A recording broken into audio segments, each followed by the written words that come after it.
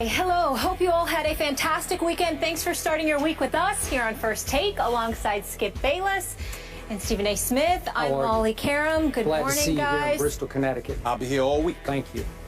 Skip, another costly win for your squad. Obviously, Tony Romo suffering a fractured left collarbone in the third quarter of Sunday's win against the Eagles. So no Romo, no Dez, a slew of other injuries. They are 2-0, but Skip, are your Cowboys done?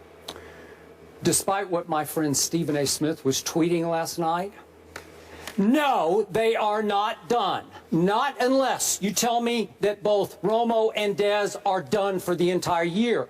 Or you tell me that Dez and Romo return a little prematurely and they re-break the bones that are now broken. But Stephen A. Smith, if the best case happens, if Romo and Dez both return and remain 100%, you better believe this football team can get to the Super Bowl, because if they return healthy, the NFC is going to have hell to pay. So let's talk about what happens in the interim. I still have the best offensive line in all of pro football. And by the way, most people don't get this, but Ronald Leary, my starting left guard, could not play yesterday.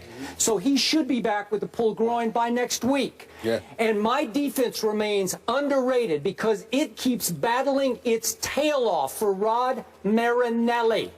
And what it pulled off yesterday against the Eagles in your town in Philadelphia was nothing short of quietly spectacular. So let's just talk about this.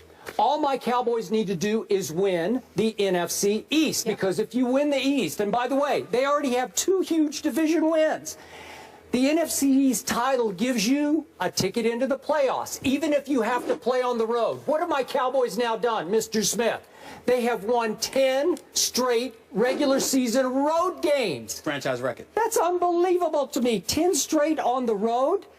And they have beaten Chip Kelly all 3 times in Philadelphia that Chip has coached in Philadelphia. Really? That's unbelievable. This team, as I keep trying to remind you, loves to play and to win on the road. So would I bet against them in road playoff games? Should they have won at Green Bay last year? Because we know that was a you-know-what. That was a you-know-what. So let's get back to, even if Dez and Romo are gone for 7 or 8 games, can my Dallas Cowboys win the East? Absolutely, because maybe you can correct me on this, but I don't see their 3 division rivals, any of those 3, running away with the NFC East.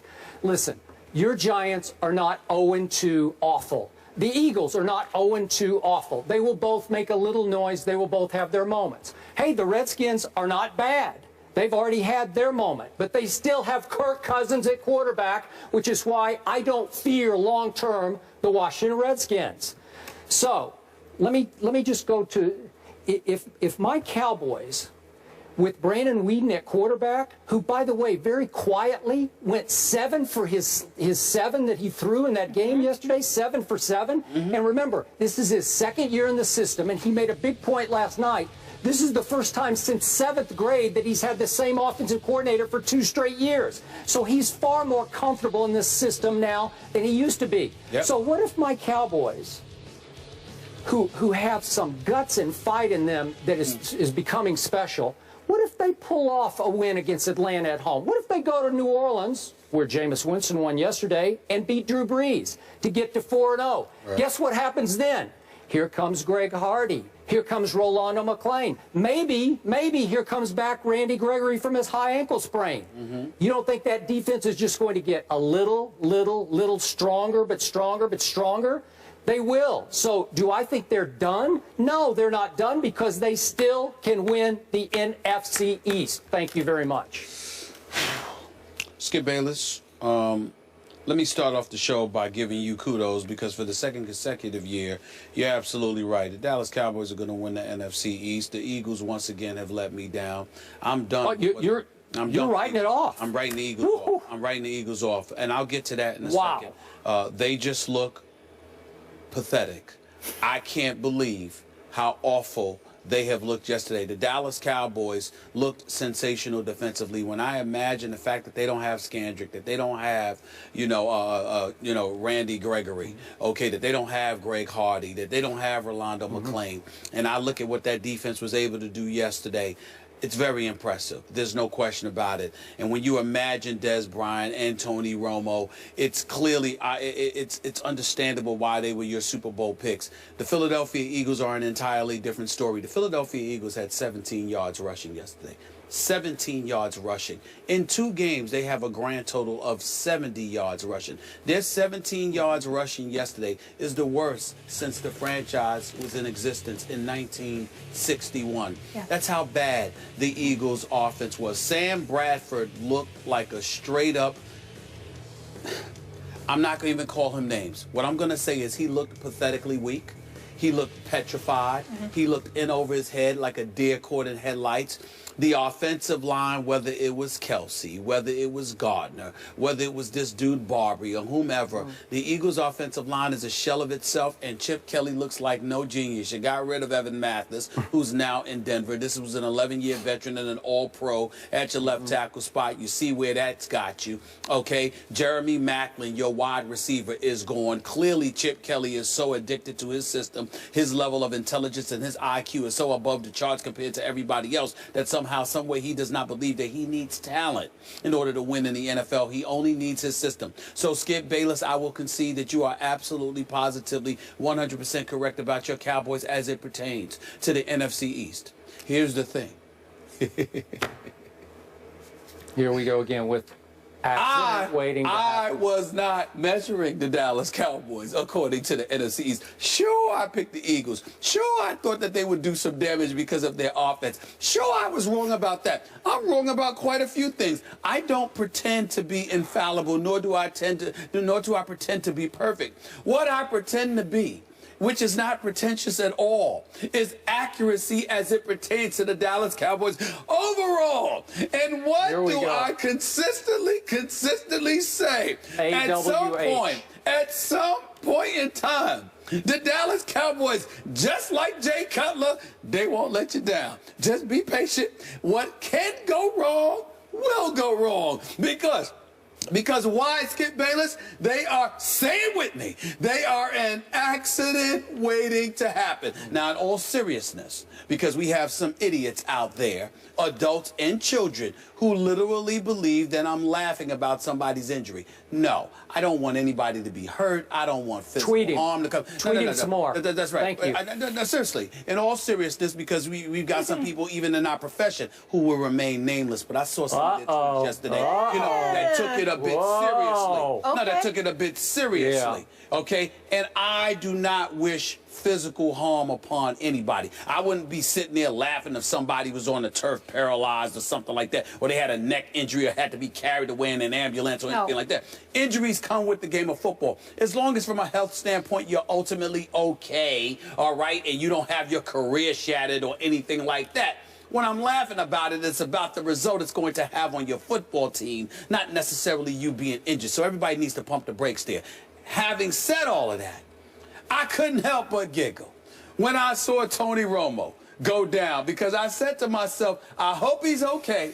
But I looked at Jerry Jones, who looked like he was on the verge of being taken to the hospital himself because of how depressed he looked, okay? You looked at the Dallas Cowboys season just flashing before their very eyes. I imagined and reminisced about my man Skip Bayless saying that I'm not just picking the Dallas Cowboys to win the NFC East. I'm picking the Dallas Cowboys to win the NFC. I'm picking the Dallas Cowboys to represent the NFC in the Super Bowl. And I couldn't help but laugh, because yet again, what did I tell you? The Dallas Cowboys, I believe, like you, they have the best receiver in football, because I'm not ready to put Des Bryant over Charles Johnson, because Megatron just doesn't seem to be Megatron. I think he's taken a bit too many hits in his career. Calvin Johnson. I'm looking at Calvin Johnson, Megatron. Calvin Johnson. I'm looking at Tony Romo. We know he's a big-time quarterback. We know what stats he can put up. But when the moment arrives, what's going to happen? I'm looking at their running game, which is virtually non-existent as far as I'm concerned. That defense, led by Rod Marinelli, looks like it could potentially be big time.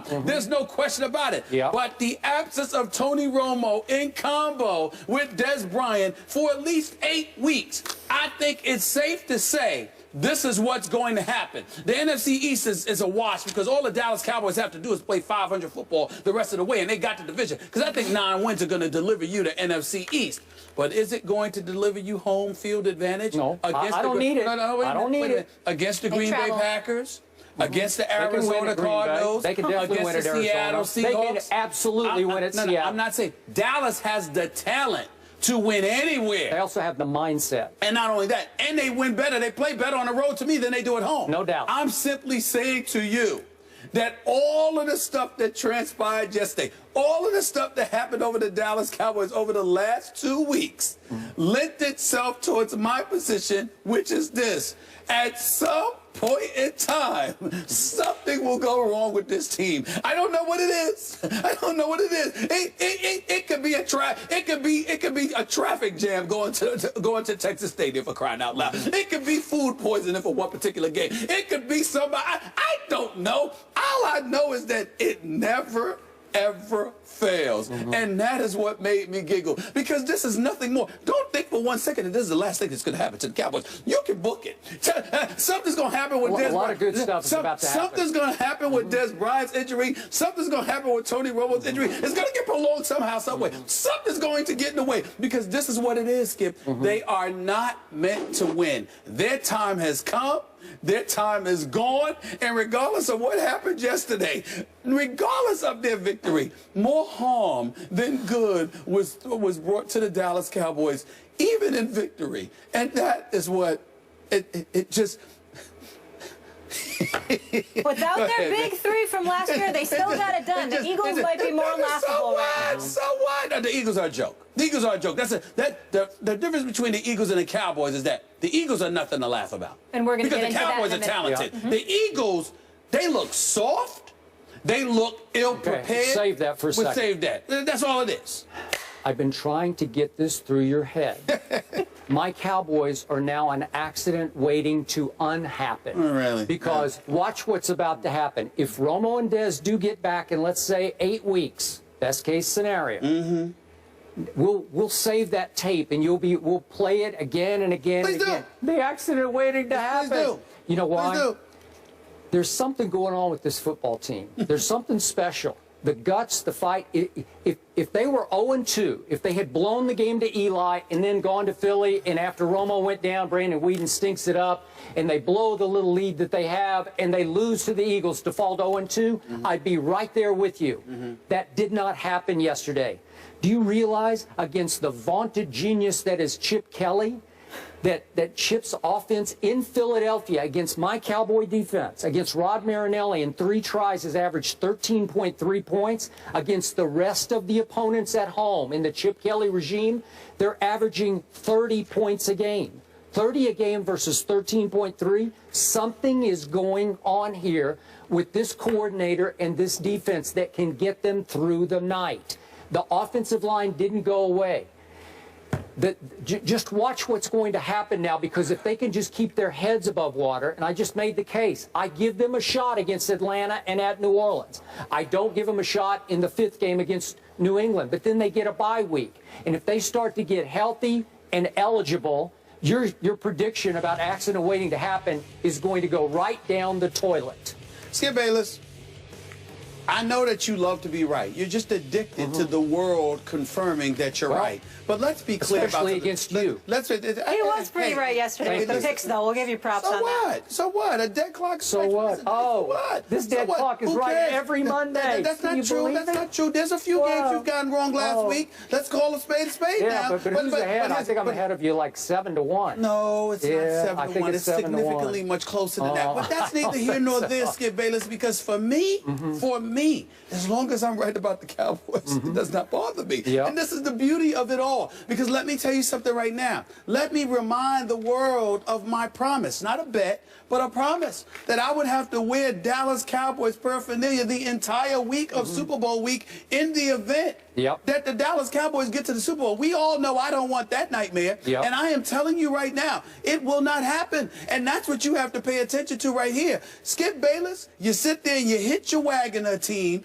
You're addicted. You hold on to them. And then you are absolutely, positively miserable for months when it doesn't happen. So at the end of the day, where does my joy come from? My joy comes from the reality that from December on, Skip Bayless is going to have a very, very miserable offseason because your Dallas Cowboys are going to let you down. Tony Romo will come back. Des Bryant will come back. And I promise you, something else will happen because it's already been ruined. They ain't getting home field. It's already, and even though they perform well on the road, they're not getting home field. You can cancel that. There's no way on earth that the Dallas Cowboys getting home field advantage come playoff time with them being gone for 8 to 10 weeks. Tony Romo and Des Bryant. It's just not going to happen. Brandon Whedon is going to lead you to victory. Come on now. It's just not going to happen. I mean, he's going to win a couple of games now. They ain't going to completely wet the bed. But the Dallas Cowboys will struggle. They will not be the same team. And as a result, it will cost them home field advantage in the playoffs. And as a result of that, they will not be going to the Super Bowl. As I promised you, they would not. This, to me, as long as Tony Romo, God bless him, they don't want any life-threatening thing to happen to him, of course. But thank goodness, you know, he's relatively healthy, but he can't play football. In the end, I want you on the field with your best losing that way rather than you getting injured, except with the Cowboys. Because with the Cowboys, my accident waiting to happen mantra, I love that to continuously prove correct. Okay, whatever can go wrong will. And that is what has happened to the Cowboys. And you will be forced to face that sooner than you think. And you will be forced to wear Cowboy paraphernalia for that whole week leading up. It will not happen. No? It will not happen. Our bet is still in. It's no bet. Yeah. I didn't even ask you to bet me. I volunteered. That's no true. bet involved. I will gladly do this because it will not happen. Okay. That miracle will not try to surprise Okay, but you're me. declaring it null and void as in it can't happen now, but it's still in effect, right? Can't happen. Okay, I just want to make sure it's still in effect. We got it on record. All right, you heard from Skip and Stephen A. on the matter. Now it's time for you guys to weigh in on Twitter. Let us know what you think by replying yes or no to the hashtag LosingRomo.